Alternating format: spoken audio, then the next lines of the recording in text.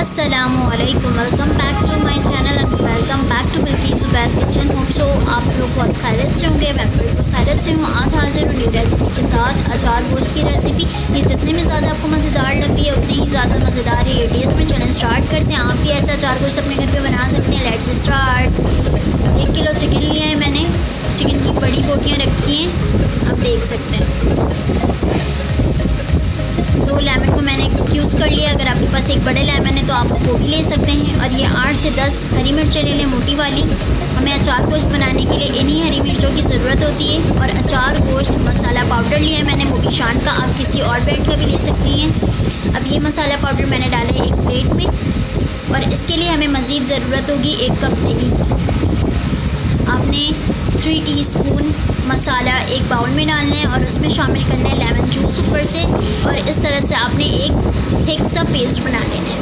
और इसके बाद आप कट करेंगे ग्रीन चिली को। ये मोटी हरी मिर्चें आपने 20 से कट करनी है। इस तरह से आपने पूरा कट नहीं करना। अगर आप पूरा कट करेंगे तो ये 2 अलहदा हो जाएंगे, इसलिए हमने अलहदा नहीं करना है। इसे हमने बीच से कट करके इसमें स्टफिंग को पोर करना है जो हमने बनाया है। स्पाइस की स्टफिंग आपने पोर करनी है इसके अंदर, इस तरह से जैसे मैं कर रही हूँ। इससे बहुत ही मज़ेदार सा टेस्ट आएगा आपके सालन में और बहुत ही मज़ा आने वाला है आपको इस सालन को खाकर, क्योंकि बहुत ही मज़े का ये सालन है। मुझे तो ये बहुत ही पसंद आया और मेरे घर वालों को भी। आप भी इसे बनाएं और अपने घर वालों को खुश कर दें और मेहमानों के लिए बनाएं। बहुत ही ज़बरदस्त सा ये सालन है अचार गोश्त। तो आपने इस तरह से स्टफिंग करनी है मिर्चों के अंदर। सारी स्टफिंग करने के बाद आपको मैं फाइनल लुक दिखाती हूँ। ये आराम से स्टफिंग हो जाती है, इसमें कोई प्रॉब्लम नहीं होती है। तो आपने घबराना नहीं है, आराम आराम से आपने इसमें स्टफिंग करना है। ये देखें स्टफिंग रेडी है बिल्कुल।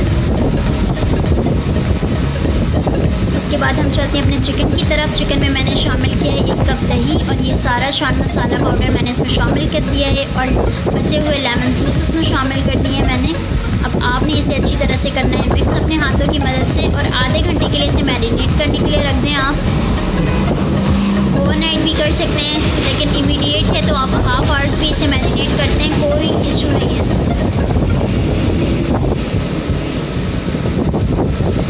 अब आपने क्या करना है, 2 टमाटर को काट लेना है और टमाटर बिल्कुल रेड वाले लेने हैं आपने, अच्छी क्वालिटी के। ये देख सकते हैं आप।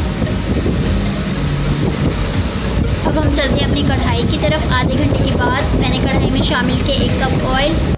और अब मैं इसमें शामिल कर रही हूँ 1/3 टीस्पून सॉल्ट। और उसके बाद मैं शामिल करूँगी इसमें कटे हुए टमाटर। अब आप इसे ढक दें क्योंकि स्टीम में ही आपने टमाटरों को गलाना है, एक ज़रा आपने मिक्स नहीं करना। इस तरह से आपकी टमाटर प्यूरी बन जाएगी ऑयल में। ये देखें। अब उसके बाद बारी आ गई है हमारे चिकन की, जो हमने मैरिनेट किए हुए चिकन को रखा है। अब आपने इसे वोक में शामिल कर देना है। और आपने इस तरह से वोक में शामिल करने के एक भी बाउल में मसाला ना रहे, क्योंकि आपने एक भी मसाले को वेस्ट नहीं करना है। और दही की पानी में ये आपने पूरा बनाना है। आपने इसे डालना, 15 मिनट आपने पकाना है इसे। 15 मिनट के बाद मैंने ऊपर से इसमें शामिल किया है स्टफिंग हुए मिर्चें, जो हमने स्टफिंग किया था ग्रीन चिली को, आपने इसमें ऊपर से शामिल कर देना है। अब आपने इस मज़ीद ढककर पकाना है 5 से 10 मिनट तक। मैं इसे 5 मिनट पकाऊंगी मीडियम फ्लेम पे।